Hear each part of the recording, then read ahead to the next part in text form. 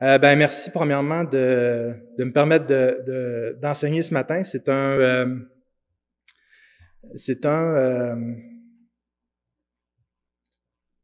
Comme Daniel l'a dit, c'est spécial de pouvoir enseigner.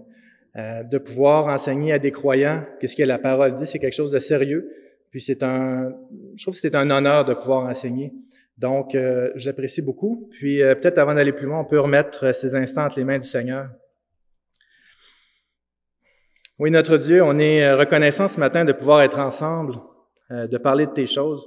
Père, on veut te demander d'ouvrir nos esprits pour comprendre ta parole encore plus. Et Père, oui, la comprendre, oui, la discerner, mais aussi la mettre en pratique. Que ce qu'on va entendre aujourd'hui, ce qu'on va apprendre aujourd'hui puisse pas seulement rester dans nos têtes, mais descendre dans nos cœurs, puis jusque dans nos membres, qu'on puisse mettre la parole en action. Merci encore pour le Seigneur Jésus qui a donné sa vie pour nous racheter, comme on en a parlé tout à l'heure, que maintenant notre éternité est assurée en ta présence grâce au Seigneur Jésus. Père, on veut te remercier. Bénis ces instants. Amen. Donc, on va parler de Éphésiens 4. Je vais juste monter un peu la tribune. Donc, on va commencer par lire les versets qui nous intéressent aujourd'hui. Éphésiens 4, 11 à 16. C'est lui qui nous a donné les uns comme apôtres, les autres comme prophètes, les autres comme évangélistes, les autres comme pasteurs et docteurs, pour le perfectionnement des saints. Cela en vue de l'œuvre du service et de l'édification du corps de Christ, jusqu'à ce que nous soyons tous parvenus à l'unité de la foi et de la connaissance du Fils de Dieu, à l'état d'homme fait, à la mesure de la stature parfaite du Christ.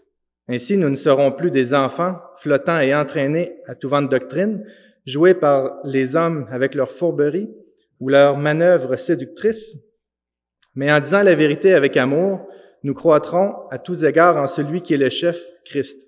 De lui, le corps tout entier, bien ordonné et cohérent, grâce à toutes les jointures qu'il soutienne fortement, tire son accroissement dans la mesure qui convient à chaque partie et s'édifie lui-même dans l'amour. Donc, on va prendre chacun des versets puis on va les regarder en détail, mais avant, on va faire un petit contexte. Vous le savez probablement déjà, mais le contexte dans lequel Paul il est à Éphèse, puis il s'adresse aux Éphésiens. Puis on sait que les habitants d'Éphèse n'étaient généralement pas d'origine juive. OK? Puis il était reconnu aussi pour avoir Artémis ou la Diane des Éphésiens, qui était à l'époque reconnue comme la quatrième merveille, la quatrième des septièmes merveilles du monde antique. Donc c'était quelque chose d'important dans cette époque-là. Puis, ça explique aussi pourquoi Paul, dans Éphésiens 4, verset 17, dit « Voici donc ce que je dis, et ce que excuse-moi, je vais le grossir un petit peu parce que je l'ai mis un peu petit. « Voici donc ce que je dis et ce que j'atteste dans le Seigneur, c'est que vous ne devez plus marcher comme des païens. » Alors, vous savez que de nos jours, on peut encore visiter Éphèse, qui est en Turquie, puis il reste des ruines. C'est aussi à Éphèse, toujours pour se mettre dans le contexte, que Paul a prêché en présence du peuple dans le théâtre, puis que pendant 2 heures, ils ont crié « Grande » et l'Artémis ou la Diane des Éphésiens, en représailles des discours de Paul, parce qu'ils avaient peur de perdre les revenus de la vente d'idoles, et puis la popularité aussi que le temple avait dans ce temps-là, le temple d'Artémis. Fait on comprend un petit peu dans lequel Paul enseigne, puis ça nous permet de comprendre un petit peu pourquoi aussi il bâtit son épître de cette façon-là, mais juste avant, juste pour vous donner une idée, ceux qui ne savent pas où est Éphèse, c'est où la flèche rouge. Peut-être que je ne sais pas si on voit bien, là, mais moi je le vois bien d'ici. Puis en bas, à gauche, c'est une photo des ruines. On ne voit pas entièrement le temple, on voit juste comme la partie centrale, mais les sièges montaient beaucoup plus haut que ça. Puis à la partie de droite, c'est une représentation comme de ce qu'ils pensent de comment ça pourrait être selon les données archéologiques qu'ils ont. Puis on parle d'un théâtre qui peut accueillir à peu près 25 000 personnes. Alors ça fait pas mal de monde. Je ne sais pas s'il était plein, mais c'est sûr que il parlait à cet endroit-là, donc c'est quand même un endroit, ça devait être un endroit central dans la ville, là. 25 000 personnes. Donc on va regarder un petit peu la structure de l'épître. Puis ça va nous aider aussi à comprendre où est-ce qu'on se situe dans le texte, puis bien comprendre qu'est-ce que Paul essaie de nous dire. On voit 5 grandes sections. On peut le découper en différentes sections, mais c'est les grandes sections que je vois dans le livre. C'est qu'on parle de la souveraineté de Dieu, le salut ouvert aux nations, Christ, le chef de l'Église, la croissance du corps de Christ et comment vivre dans ce corps. Puis, pour un gentil, pour un non-juif, c'est une excellente structure pour comprendre pourquoi et comment Dieu a établi son Église et pourquoi il a établi sa structure de cette façon-là. Alors, je ne sais pas si Paul avait pensé à tout ça, mais lorsqu'on regarde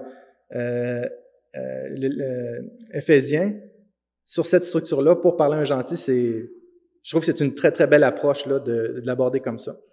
Les versets Éphésiens 4, 11 à 16 font partie de cette chaîne d'enseignement, évidemment, puis nous montrent comment Dieu a structuré le corps de Christ, okay? C'est-à-dire son Église. Puis de la même façon qu'on le voit dans un couple, okay? Il y a le mari et la femme, chacun doit connaître leur rôle respectif, chacun doit mettre aussi en pratique ce qui vient avec leur rôle. C'est la même chose dans une Église, c'est-à-dire Dieu demande au couple certaines choses pour qu'ils puissent vivre d'une façon agréable devant Dieu et être un couple épanoui.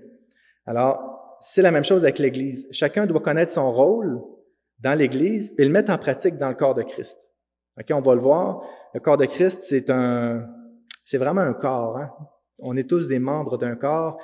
Puis, dans les versets qu'on va voir, on voit vraiment qu'il y a une interrelation puis une interdépendance aussi des membres dans l'Église de Christ.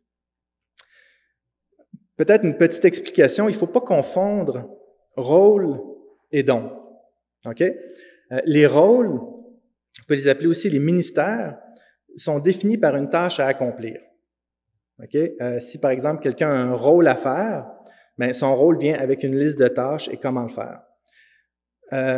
Un don, c'est une capacité à faire quelque chose. Okay? Comme il y a des dons naturels qu'on peut avoir, on a des capacités à faire certaines choses, mais les dons nous sont donnés dans le but de pouvoir accomplir notre ministère. Et ça, c'est important de comprendre ça. Alors, la raison pour laquelle je le dis, c'est que j'ai déjà confondu rôle et ministère. Okay? Ou rôle et don. Excusez-moi. Parce que un rôle, c'est un ministère. Donc, c'est ça. Puis ça ne veut pas dire non plus que d'avoir un don nous donne automatiquement un ministère. OK? Je vais juste répéter. C'est pas parce qu'on a un don qu'on a automatiquement un ministère. Par exemple, il y a des gens qui peuvent avoir le don d'enseigner. Il y a des gens qui sont des bons enseignants, mais ça ne fait pas automatiquement de lui un pasteur ou un docteur, ou un pasteur et un docteur. Alors, c'est pas par défaut. Cependant, ça pourrait être un prérequis pour que plus tard il soit.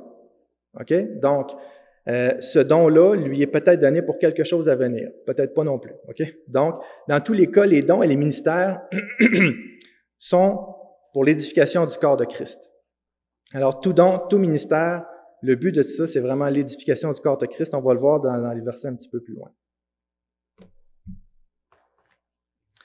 On va commencer avec le verset 11, les ministères, l'ordonnance de Dieu. Hein?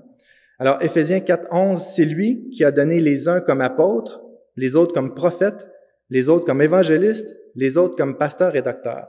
Je vous invite, si vous avez vos Bibles, à garder le doigt dans la page, parce qu'on va revenir souvent à ces versets-là. Si vous avez une tablette, ben, gardez le doigt dessus. Donc, verset 11. C'est Christ, c'est lui, Christ, qui a établi les différents ministères dans son Église. OK? C'est pas les hommes qui ont défini comment ça allait marcher, c'est pas aux hommes à décider comment ça allait marcher, c'est vraiment Christ qui a établi les différents ministères dans son Église. Puis, la raison à ça, c'est pour que ce soit pas le désordre. OK? Tout au long de l'histoire de l'humanité, on peut voir ça aussi, hein? Que Dieu guide des gens et des peuples afin qu'ils puissent vivre comme lui, comme Dieu, le demande. Puis on voit là des guides et des responsables, pour en nommer quelques-uns. Il y a eu Adam, Noé, Abraham, Jacob, Moïse, les juges, David, les prophètes. Puis plusieurs autres personnes ont été choisies par Dieu pour proclamer son nom sur la terre. De nos jours, c'est l'Église qui a ce rôle-là. OK? et les fondements de l'Église sont déjà établis dans la Bible. Tous les fondements par rapport à l'Église sont établis, c'est fait, ça a été fait. Puis on va voir par qui un petit peu plus loin. Puis ça serait pas convenable qu'on y ajoute ou qu'on y enlève des rôles ou des ministères. La simple et unique raison, c'est qu'on n'est pas la tête. On n'est pas la tête de son Église, on est des membres. Okay? Imaginez que mon bras décide par lui-même d'ajouter un pied après mon coude. Parce que quand je me lève le matin, je me plie avec mon coude, ça serait bien mieux d'avoir un pied sur le coude. Ce serait bien plus efficace. Ou quand je me couche par terre pour travailler et faire de la mécanique, ça handicaperait le corps au complet. Pourquoi? Parce que la tête a une vue d'ensemble du corps. Le bras voit juste son utilité. Puis, donc, si mon bras déciderait par lui-même d'ajouter un pied sur le bord du coude, je serais handicapé. Ça m'handicaperait. Dieu a établi Christ comme chef suprême. On va le voir ici dans Éphésiens 1, 22, 23. Il a tout mis sous ses pieds et l'a donné pour chef suprême à l'Église, qui est son corps, la plénitude de celui qui remplit tout en tous. Donc, Dieu a établi Christ comme chef suprême à l'Église. Fait qu'en désirant ajouter ou modifier l'Église, ou du moins l'organisation de l'Église, c'est comme de dire Christ n'était pas suffisant pour établir et définir parfaitement comment son Église devrait fonctionner. Et ça, c'est faux. OK? Il y a des choses qu'on peut décider. C'est vrai. Par exemple, un soldat peut décider des choses aussi. Il peut décider comment serrer sa ceinture, comment serrer ses lacets, comment serrer ses gants. Il y a des choses qu'il peut décider, le soldat. OK? Nous aussi, comme croyants, comme membres, il y a certaines choses qu'on peut choisir. Par exemple, on peut choisir le local. On peut choisir les chants. On peut choisir différents trucs comme ça, la couleur des tapis. Mais ça doit être en cohérence avec ce que Christ a établi. Je ne peux pas choisir quelque chose qui est incohérent avec ce que Christ a établi. Ça, faut pas faire ça. C'est pas une bonne idée. Ça va handicaper le corps. Puis de là, on voit l'importance de connaître la parole pour rester dans les barèmes et dans les ordonnances que Christ a établies. Alors, une fois que je connais les barèmes que Christ a mis en place, puis les ordonnances, alors là, je peux prendre des décisions qui vont être en cohérence avec la tête. Et si c'est en cohérence avec la tête, c'est en cohérence avec le corps. Donc, quand je parlais d'interrelation, c'est ce genre de truc-là que je parlais. En ce qui est des différents ministères étant nécessaires pour le bon fonctionnement de l'Église, ceux-ci ont clairement été établis puis définis dans la période des apôtres. OK? L'Église de la Nouvelle Alliance a été fondée par Christ, puis ses fondements sont encore bons. La parole est encore valide, ses fondements sont encore bons, l'Église est encore bonne. Puis si tout ce que Dieu fait est parfaitement bon, alors essayons pas d'y ajouter quelque chose parce qu'on pense que c'est mieux comme ça. Comme un pied sur le coude. Si je garde une vue macro, autrement dit très, très centrée sur mon bras, puis comment je me lève le matin, ça peut sembler être une bonne idée. Mais quand je vais vouloir mettre mon manteau, je vais avoir un problème. OK? Alors, c'est un exemple boiteux. Pas faire des jeux de mots avec le mot pied, mais... donc, l'Église et les différents ministères ont été établis, sont définis dans la parole et ont été définis dans la période des apôtres. Puis l'Église de la Nouvelle Alliance a été fondée par Christ. Ses fondements sont encore bons. Donc, si Dieu, c'est là que je m'en allais, si tout ce que fait Dieu est parfaitement bon, alors ajoutons pas quelque chose à cela. Pensons que c'est mieux comme ça. Ça serait de se dire plus intelligent que Dieu. Ce serait de dire que nous, on sait comment ça doit marcher en tant que membre. OK? Alors, c'est vraiment important de comprendre ça. Puis, comment est-ce qu'on va comprendre ça? Je veux juste le répéter. C'est à travers la parole que je vais connaître les barèmes et les ordonnances de Dieu. Pas à travers des sentiments où j'ai l'impression que c'est mieux de même ou Tout le monde réclame quelque chose, donc je vais faire ça. C'est pas du tout ça. L'Église appartient à Christ. C'est Christ qui a fondé l'Église, donc suivons ses barèmes si on veut que ça marche bien, si on veut être en cohérence avec la tête. On va voir les différents ministères. Dans le verset 11 qu'on a lu ici, okay, alors on voit, il y a certaines personnes qui voient 4 ministères et d'autres qui en voient 5. Puis de ce que j'en comprends, puis un très grand nombre de commentateurs, et Daniel aussi, il y a 4 ministères qui se retrouvent dans ce passage, et non 5. Il semble qu'en grec, je ne suis pas un spécialiste de grec, là, mais j'ai lu des gens qui sont pas mal meilleurs que moi en grec. Ça veut dire que je n'ai pas de connaissances en grec, donc je me fie aux commentaires, puis je pense que Daniel va pouvoir, Daniel qui est quand même pas pire en grec, là, va pouvoir confirmer. Je vais juste revenir ici. Comme pasteur et docteur.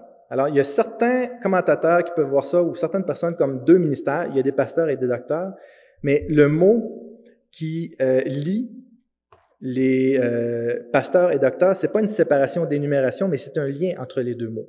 Okay? Ça représente une seule description, pasteur et docteur. Je vais donner un exemple, ça reste un exemple, un électricien qui aurait aussi ses cartes de plombier. Alors, une petite compagnie a besoin d'un électricien qui est capable de faire de la plomberie. C'est un électricien plombier.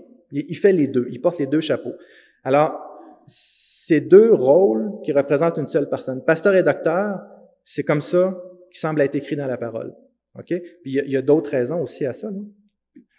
Dans 1 Corinthiens 12, 27 et 28, du moins la première partie de 28, vous êtes le corps de Christ et vous êtes ses membres, chacun pour sa part. Et Dieu a établi dans l'Église, premièrement, des apôtres, deuxièmement, des prophètes, troisièmement, des docteurs. Ici, il ne parle pas de pasteurs, il ne parle pas d'évangélistes non plus, mais c'est une autre énumération.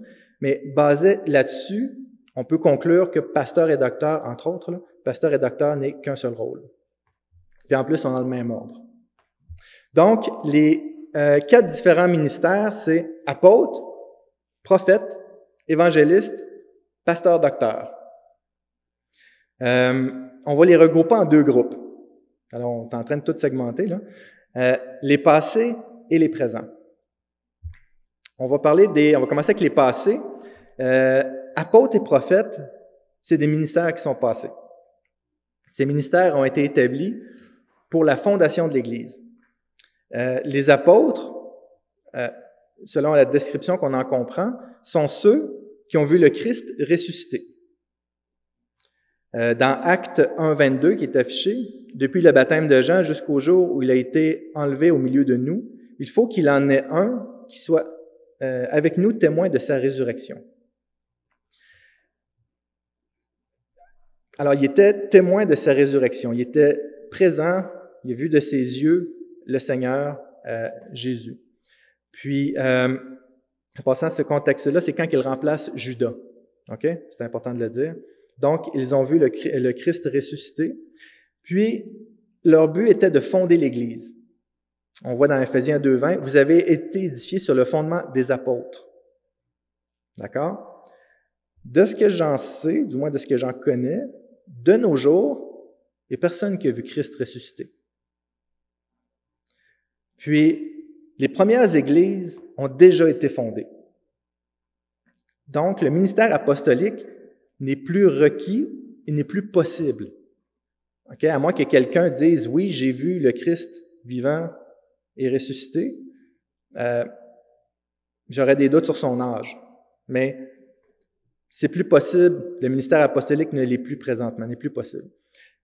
Puis encore là, je vais faire une petite différence entre un apôtre et un disciple. Puis il y a des raisons pour lesquelles je fais ça, parce qu'il y en a qui vont des fois mélanger les deux, où ils vont dire on est tous des disciples, donc les disciples étaient peut-être des apôtres, puis il peut y avoir un mélange entre cela. Là. Donc, je veux juste spécifier c'est quoi la différence entre un apôtre et un disciple. Un apôtre, c'est quelqu'un qui a été choisi et désigné par Dieu. Ou je vais reprendre l'expression de Wiersbe, le commentateur, qui dit un représentant divinement désigné. Alors ça, c'est pour un apôtre. Puis, tandis qu'un disciple, c'est un élève ou quelqu'un qui suit. Alors, un apôtre, c'est pas comme un disciple, et un disciple, c'est pas un apôtre. Donc, c'est ça. Alors, je vais juste spécifier la petite différence entre les deux. Les prophètes, on a vu que les apôtres, bon, c'est un ministère passé. Maintenant, les prophètes sont ceux qui annonçaient les mystères de l'Évangile dans le temps des apôtres et qui ont reçu aussi une instruction de la part de Dieu pour la fondation de son Église. OK? Maintenant, on a la Bible pour ça. On a la Bible pour nous révéler comment l'Église doit être faite, ordonnée. Dans Éphésiens 2:20, on avait commencé à lire, je vais le relire dès le début. « Vous avez été édifiés sur le fondement des apôtres et des prophètes, Jésus-Christ lui-même étant la pierre de l'angle. » Si on aurait le temps de lire 1 Corinthiens 14 au complet, on verrait qu'il traite quasiment complètement de l'édification du corps de Christ par les prophètes. On va en lire un petit bout dans 1 Corinthiens 14, 29 à 31. « Pour les prophètes, que 2 ou 3 parlent et que les autres jugent. Un autre assistant, autrement dit quelqu'un qui assiste ou qui est assis, a-t-il une révélation? Que le premier se taise. Car vous pouvez tous prophétiser successivement afin que tous soient instruits et que tous soient exhortés. » Alors, il y a des choses intéressantes là-dedans. On voit clairement que le don de prophétie était pour l'instruction et l'exhortation des croyants. Puis ceux qui l'avaient reçu une révélation divine. Hein? On voit au verset 29, « Un autre assistant a-t-il une révélation? » Donc, ça prend une révélation pour ça. Puis, de nos jours, je ne verrais pas pourquoi qu'on aurait une nouvelle révélation pour la fondation de l'Église. Parce que c'était ça, les prophètes. Au verset 2:20, « Vous avez été édifiés sur le fondement des apôtres et des prophètes. » Alors, je ne verrais pas pourquoi on aurait une révélation pour le fondement de l'Église. On a déjà la parole, on a déjà le canon de la Bible qui est complètement constitué. C'est pourquoi il y a beaucoup de commentateurs aussi, puis moi-même, on considère que le ministère de prophète n'est plus requis. Du fait qu'on a la Bible et le canon des évangiles. Puis, alors, je me demande sérieusement qu'est-ce qui pourrait être ajouté à l'Église. L'Église est fondée, vous comprenez? Donc, c'est pour ça qu'on dit que ce ministère-là de prophète est passé.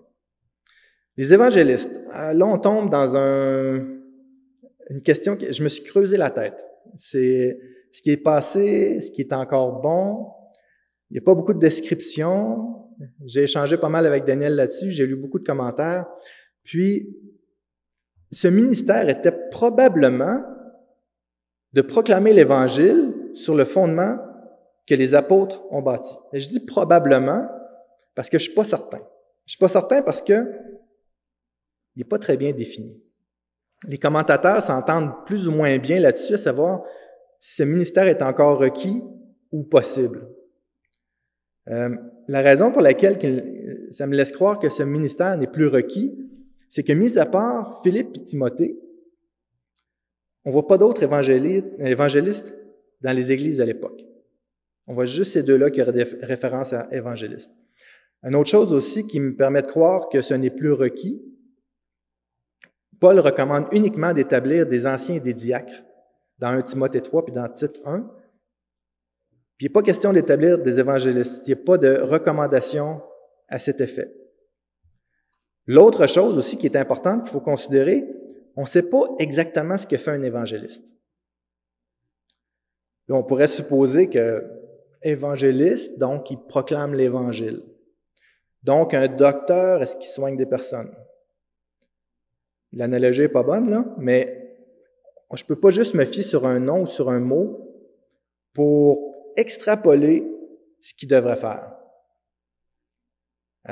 On voit, par exemple, le rôle des pasteurs, on voit le rôle des apôtres, on voit le rôle des prophètes est clairement défini dans la parole.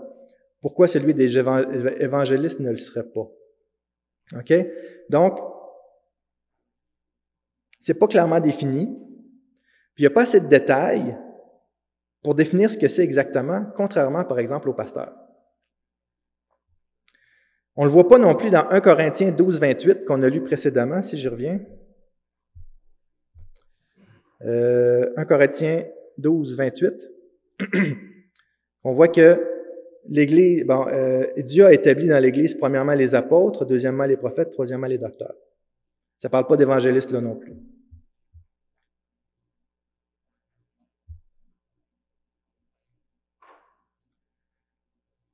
Donc, on peut supposer qu'ils proclamaient l'Évangile, basé sur leur nom, mais ça reste une supposition. Mais pourquoi d'abord, si ce serait un ministère encore actif, il y aurait juste 2 personnes qui ont ce titre-là dans la parole? À la lumière de ces informations-là, j'aime mieux considérer qu'il n'y a plus d'évangélistes.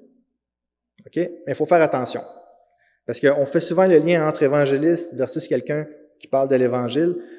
On a tous à proclamer la parole de Dieu au monde. On le voit dans Matthieu, dans la Grande Commission. Mais ça ne fait pas de nous nécessairement quelqu'un qui a un ministère d'évangéliste.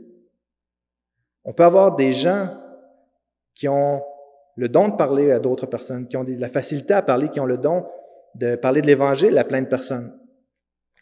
On peut avoir des gens qui sont capables d'enseigner, mais ça ne fait pas d'eux des pasteurs. OK?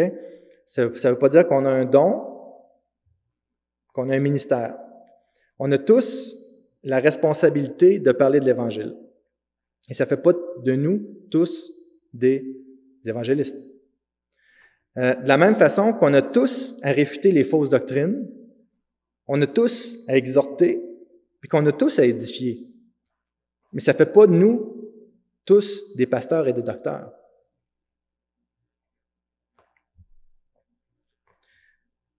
Pasteurs et docteurs, un seul ministère. On va parler maintenant des pasteurs et docteurs. Selon ce que j'en comprends, ça serait le seul ministère encore présent et encore requis. Pasteur et docteur, on l'a vu, c'est 2 mots qui parlent d'un seul ministère. Puis c'est cohérent aussi avec la description d'un pasteur qui doit être apte à l'enseignement afin d'être capable d'exhorter selon la sainte doctrine et de réfuter les contradicteurs dans Tite 1, 9. Puis il doit être aussi en mesure de prendre soin du troupeau par l'exhortation, défendre les vérités bibliques, contre les fausses doctrines. Ces pasteurs et docteurs ne sont pas placés pour dominer sur les autres, mais pour être au service de Christ, puis pour l'édification de l'Église seulement. Puis, lorsque je dis qu'il ne faut pas qu'ils dominent, c'est dans un sens de tyranniser, comme dans 1 Pierre 5.3, non en tyrannisant ceux qui vous sont confiés, mais en devenant les modèles du troupeau. Il y a une différence entre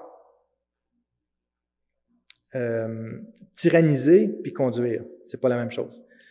Les pasteurs, ils ont assurément une autorité comme pasteurs. On le voit dans la parole, puis ils peuvent et ils doivent reprendre, diriger, guider, même à la limite excommunier. Excommunier une personne si c'est nécessaire, mais ça doit toujours être appuyé par la sainte doctrine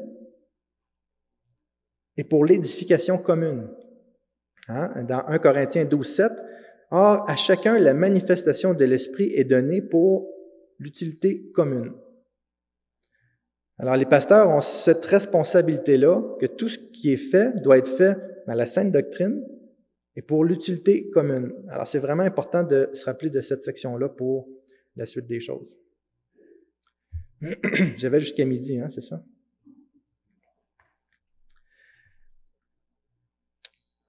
Si on regarde apôtres, prophètes, évangélistes, pasteurs, docteurs, ils ont tous un point en commun, c'est l'édification d'Église par l'enseignement des doctrines bibliques. Puis c'est probablement pour ça que les diacres ne sont pas dans cette liste. Alors, les diacres ont bel et bien un ministère au sein de l'Église, mais le ministère de diacre n'a pas de lien avec l'enseignement de la parole. Alors, c'est pour ça qu'il n'est pas dans cette liste-là. C'est pas que c'est pas un vrai ministère ou quoi que ce soit. C'est juste qu'il n'y a pas de lien avec l'enseignement. Puis, ce qu'on a vu récemment, dans les versets de 11 à 16, a un lien direct avec l'enseignement de la parole, l'édification de l'Église par l'enseignement de la parole, excusez-moi. Cette liste de ministères démontre à mon avis, que le perfectionnement des saints passe par l'enseignement de la parole. Puis même si, vous savez, on entend des fois des discours de motivation chrétiens, des pep talks, c'est motivant. Hein? Puis des fois, ça peut être même inspirant. Hein? C'est comme, vous savez, un pep talk, un bon pep talk. Là. Malheureusement, souvent, ces discours motivants sont sans substance. Et pourquoi je dis ça? C'est que lorsqu'il y a des doutes et des attaques, puis des périodes difficiles dans notre vie, c'est pas ça qui va nous aider à long terme. Ça peut nous aider 1 heure, 2 heures. Mais ce qui va nous aider, c'est la connaissance approfondie de la sainte doctrine. C'est ça qui va nous aider. Parce que ça, c'est solide. Ça, c'est ferme. Ça, il y a de la substance. C'est pour ça que je parlais sans substance versus la parole qui est substantielle. Je ne sais pas si je l'utilise dans le bon contexte, mais qui a beaucoup de substance, qui est solide. OK?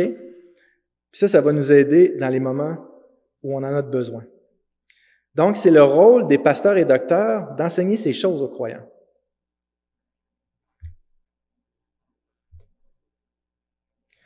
On va lire verset 12. Pour le perfectionnement des saints, cela en vue de l'œuvre du service et de l'édification du corps de Christ. Le verset 12 nous donne la raison de ces ministères. Un ministère sans but, ça serait terrible.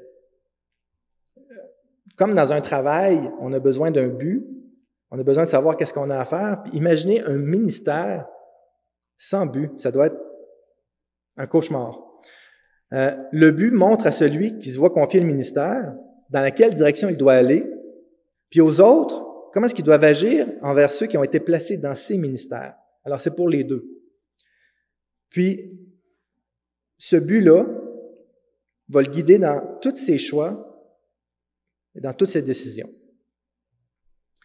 Le but de ces ministères, c'est simple. Les ministères qu'on a nommés, c'est tout doit être fait pour l'édification et le perfectionnement du corps de Christ, c'est-à-dire la croissance et le perfectionnement des chrétiens. Puis ça inclut non seulement l'enseignement des chrétiens, mais aussi dans la mise en pratique de sa vie, l'encouragement, de faire ces choses dans la vie des croyants. Alors, c'est pas juste, il faut que ce soit un modèle, pas juste un discoureur. OK? Puis comme Paul l'explique carrément aux Colossiens, dans Colossiens 1, 28 et 29, c'est lui que nous annonçons en avertissant tout homme et en instruisant tout homme en toute sagesse, afin de rendre tout homme, ou on pourrait prendre aussi tout croyant, parfait en Christ. C'est à cela que je travaille en combattant avec sa force qui agit puissamment en moi. Alors, je répète, le but, c'est vraiment pour l'édification du corps de Christ.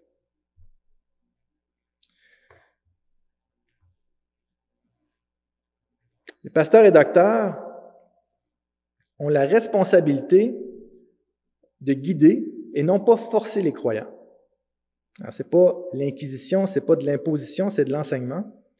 Alors, ils ne peuvent pas forcer les croyants à obéir. Puis, leur responsabilité est d'enseigner selon la parole et de guider selon ce que la tête demande, pas selon ce que eux pensent. Vraiment, ils ont la responsabilité de parler, de guider, d'enseigner selon ce que la tête, Christ, demande. Mais ils n'ont pas la responsabilité de l'obéissance des membres. On va voir un petit peu plus loin, il y a un petit bémol que je veux mettre en place. Donc, je répète, ils n'ont pas la responsabilité de l'obéissance des membres. Cependant, ils vont rendre compte de faire du bien aux âmes des croyants. Mais la partie obéissance revient à chacun de nous tous. Puis, les pasteurs docteurs ont aussi cette responsabilité-là d'obéir à la tête. Chacun est responsable d'obéir à Christ, comme les pasteurs le sont aussi, puis on voit dans Hébreux 13, « Obéissez à vos conducteurs et soyez-leur soumis, car ils veillent au bien de vos âmes, dont ils devront rendre compte. Faites en sorte qu'ils puissent le faire avec joie et non en gémissant, ce qui ne serait pas à votre avantage. » Donc, ça c'est quelque chose que j'ai compris assez tôt dans ma vie de chrétien. c'est que je suis responsable de mes décisions. On peut m'enseigner ce qu'on veut, on peut m'enseigner la vérité, c'est à moi de l'appliquer dans ma vie. Puis, les pasteurs, eux, sont responsables de faire du bien aux âmes des croyants. Mais c'est à chacun de nous d'obéir. Le but ultime.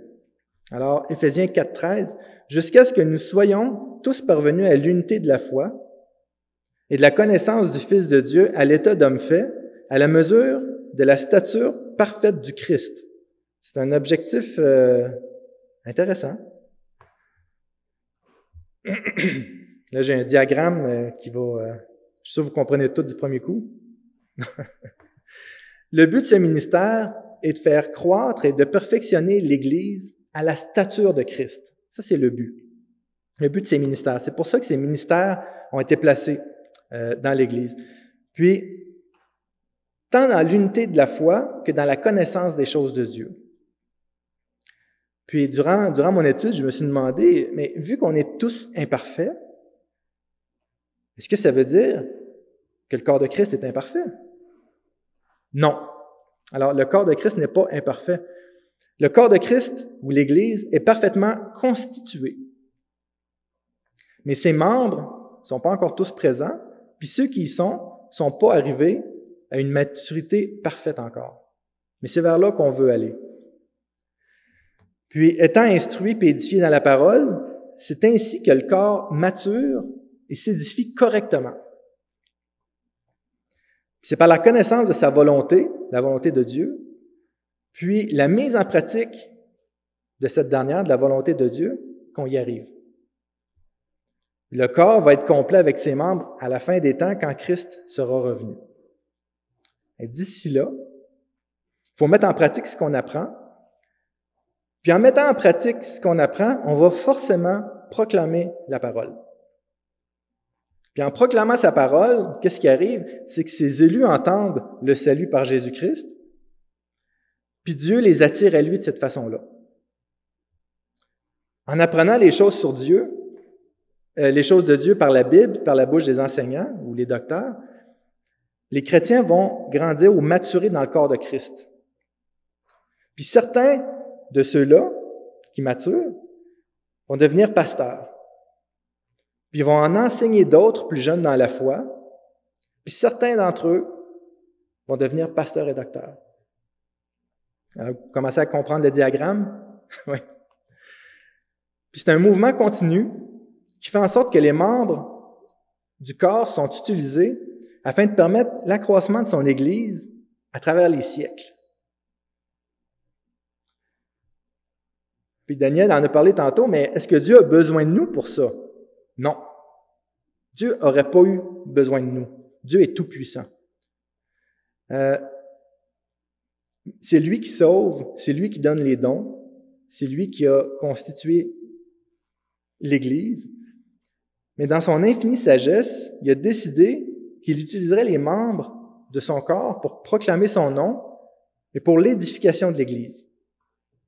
Alors tout ça, ça fait partie de la sagesse de Dieu.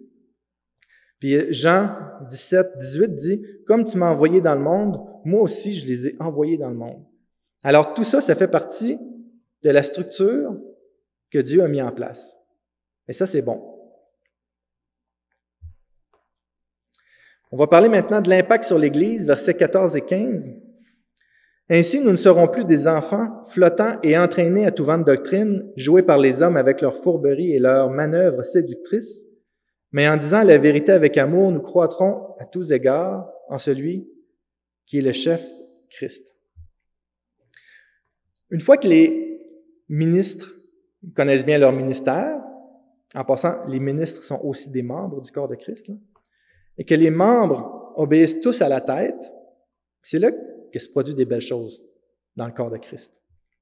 Les croyants grandissent spirituellement, les doutes diminuent, la parole est mise en pratique, puis on forme un corps uni en Christ. Puis un corps dont tous les membres sont bien syntonisés, autrement dit, qui vibrent à la même fréquence, hein, va bouger en harmonie et en cohérence selon les instructions de la tête qui est Christ.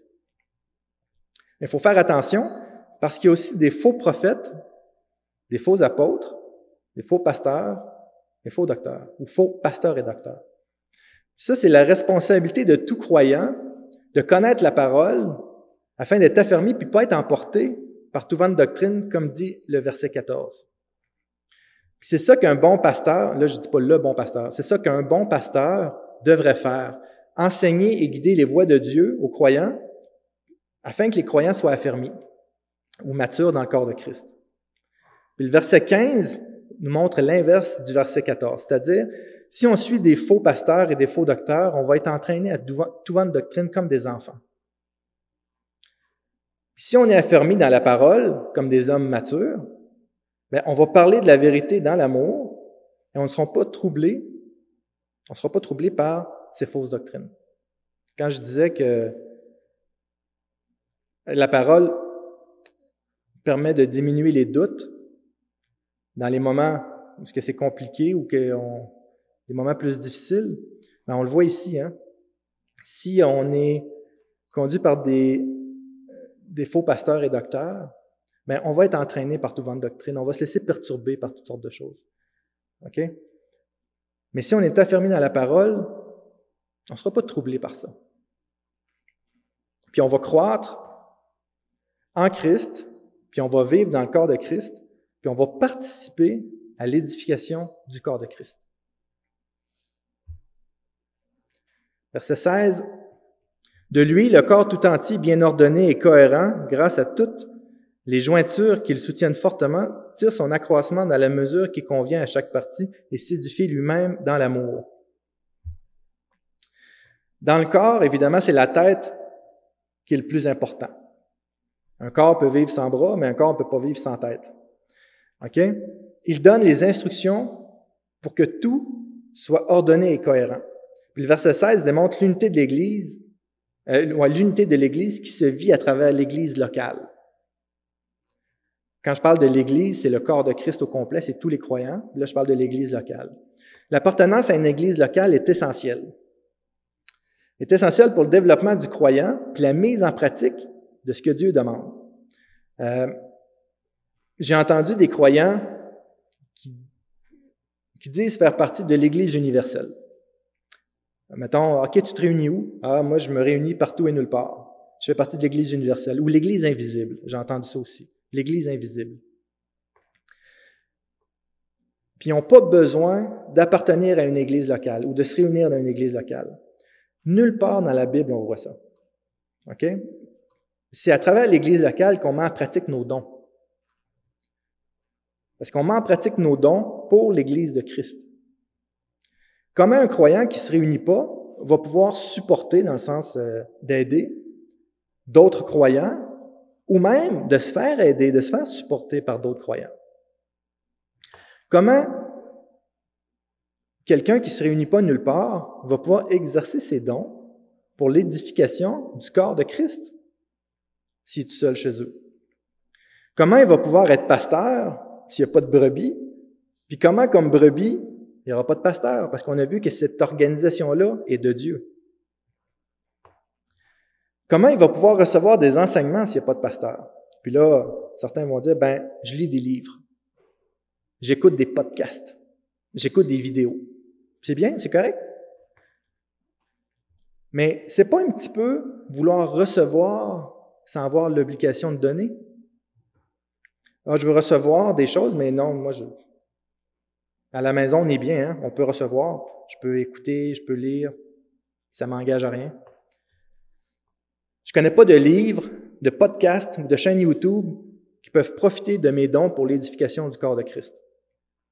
Quand même, je peux aider mes livres, je peux les réparer, mais ça n'aide pas à l'accroissement du corps de Christ, ça n'aide pas à l'édification du corps de Christ.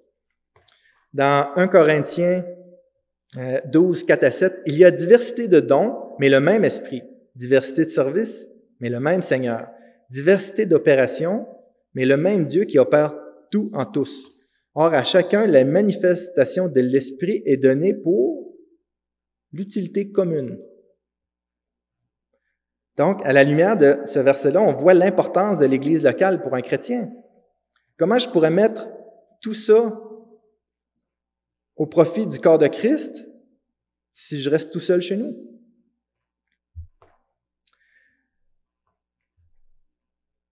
Les dons et rôles au ministère qui nous sont donnés sont pour l'utilité commune et non pas pour nous-mêmes. Un membre sans la tête va pouvoir gigoter puis vivoter un certain bout de temps, là. Mais rapidement, il va être inerte et sans force. Hein? Puis je ne parle pas de perdre son salut ici, là. Je parle juste de ne pas se réunir dans une église locale.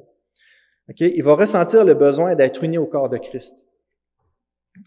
En ce qui est des jointures, on a vu au verset 16, ici que ça parle, à la deuxième ligne, les jointures qu'ils soutiennent fortement. À propos des jointures, peuvent être interprétées de différentes façons, puis je vais vous donner les deux grandes que j'ai vues.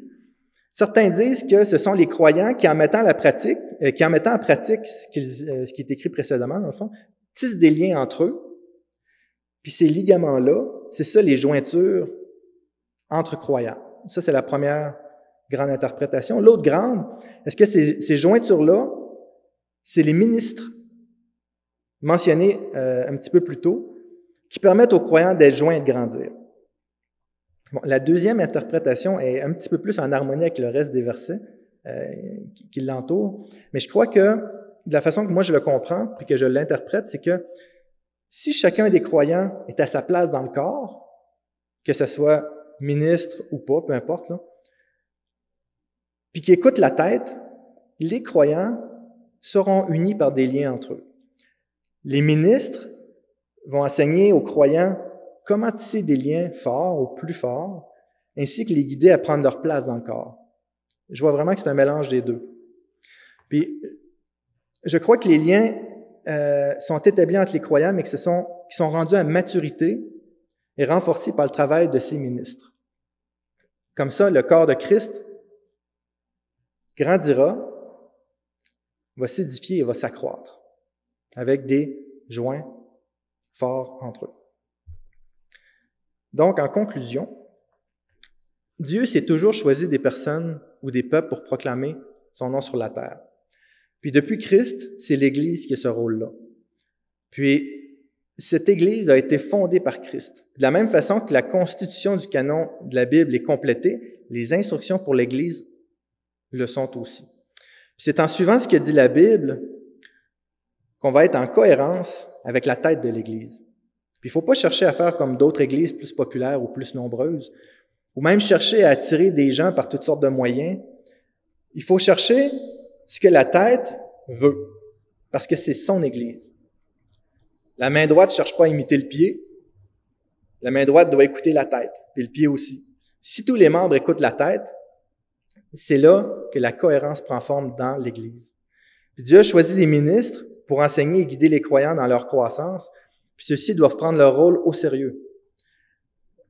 Être des bons dispensateurs des enseignements bibliques, puis aux membres recevant ces enseignements, d'être attentifs à ça.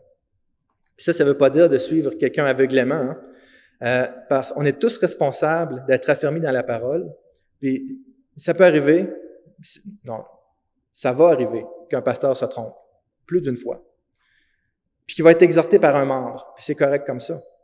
Puis là encore, tout ça est fait pour l'édification du corps de Christ. Tant qu'on ne sera pas arrivé à la stature parfaite de Christ, on va avoir besoin d'enseignement. On va continuer de grandir dans le corps de Christ via l'Église locale. Donc, ça fait le tour. Donc, je vais laisser la place à Daniel pour la suite des choses.